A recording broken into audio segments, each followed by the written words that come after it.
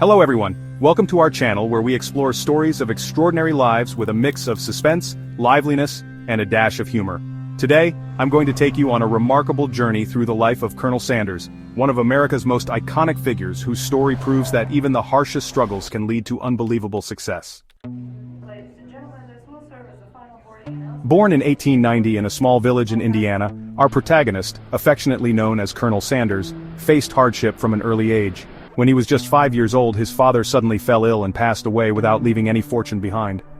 This left his mother to struggle with 3 children as she worked tirelessly, taking on odd jobs such as processing chickens at a food factory during the day and sewing clothes at night, leaving little time to care for her children. As the eldest, Colonel Sanders had no choice but to shoulder the responsibility of caring for his younger siblings. Forced to fend for himself while his mother was away, he learned to cook, and astonishingly mastered over 20 dishes within a year, quickly gaining a reputation as a talented cook in his community. By the time he was 12, his life took an even darker turn when his mother remarried, and his stepfather, who treated him with severe cruelty when his mother was absent, subjected him to harsh physical abuse.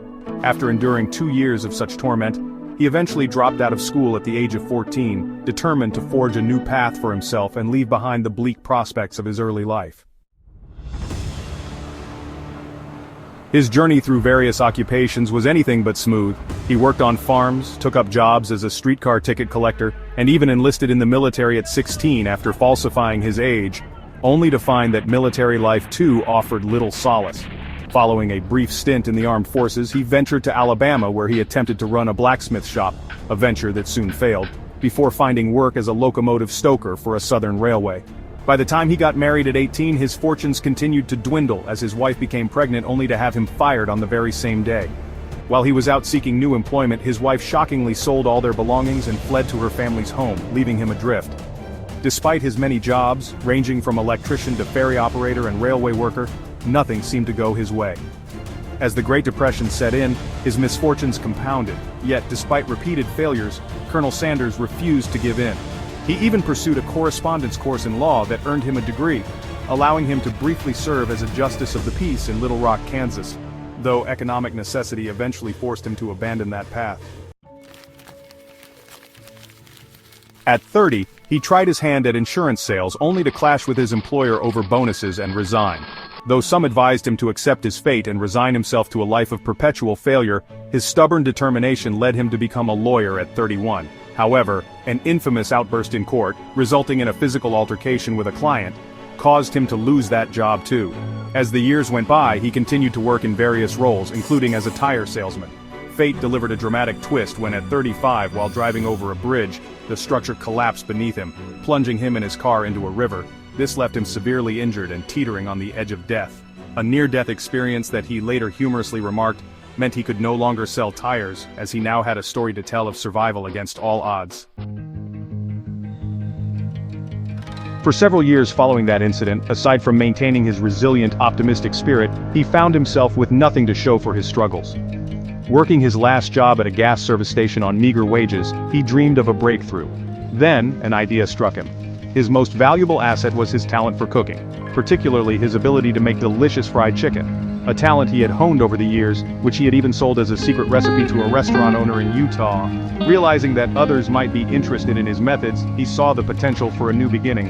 At the age of 40, he ventured into the burgeoning world of roadside dining in what became known as KFC State, opening a small restaurant next to a gas station along America's newly constructed highways. This was during an industrial boom when automobiles had become a staple of American life, and long-distance travelers needed convenient meals. Combining his culinary skills with a dash of entrepreneurial spirit, he began serving his signature fried chicken, which quickly became a hit. However, he soon encountered a problem. The traditional method of frying chicken was too slow for the impatient highway traveler. So he innovated by purchasing a pressure cooker that dramatically reduced the cooking time to just 8 minutes. This breakthrough propelled his business to unprecedented success, as his restaurant rapidly expanded in size, eventually boasting a 142-seat dining hall with ample parking. By 1935, his fried chicken had become famous throughout the region, and in recognition of his contributions to local cuisine, the governor of KFC State bestowed upon him the honorary title of Colonel Sanders, a moniker that captured the public's imagination and solidified his status as an American icon. Yet success was not without its setbacks. as the outbreak of World War II in 1939 brought new challenges. Government-imposed oil rationing forced his gas station to close, compelling him to focus exclusively on his fried chicken business. And just as he secured a large bank loan to expand his restaurant empire, a new highway was planned that cut right through his flagship restaurant, forcing him to close that location and plunging him into financial ruin. All his investments evaporated, leaving him at the age of 60, destitute and surviving on a meager $105 monthly welfare check. However, true to his unyielding nature, Colonel Sanders refused to surrender to despair. After much soul-searching, he realized that his secret recipe for fried chicken was his greatest asset, a treasure trove of intangible value that could be licensed to other restaurateurs. He recalled how he had previously sold his chicken seasoning to a restaurant owner in Utah and received a small fee per chicken sold, and the idea of franchising his culinary method sparked a second entrepreneurial venture.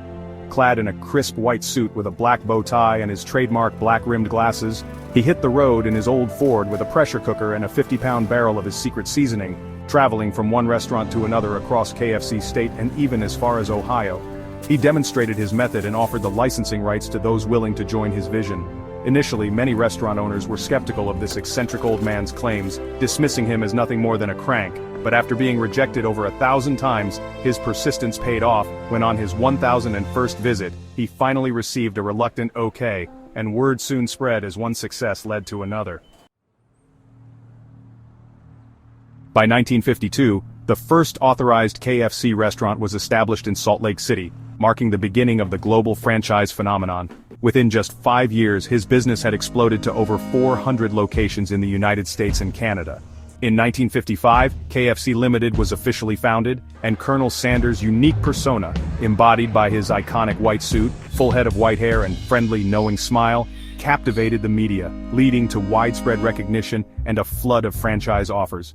Despite eventually selling his proprietary rights to a major food and beverage conglomerate in 1968 for millions of dollars, his legendary image and enduring influence ensured that he continued to serve as the face and ambassador of KFC, traveling extensively to promote his brand until his death from leukemia in December 1980 at the age of 90.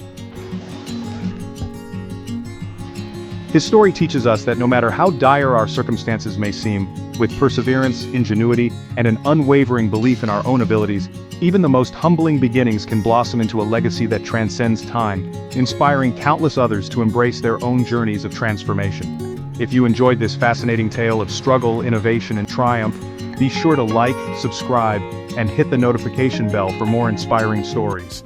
Thanks for watching and see you in the next video.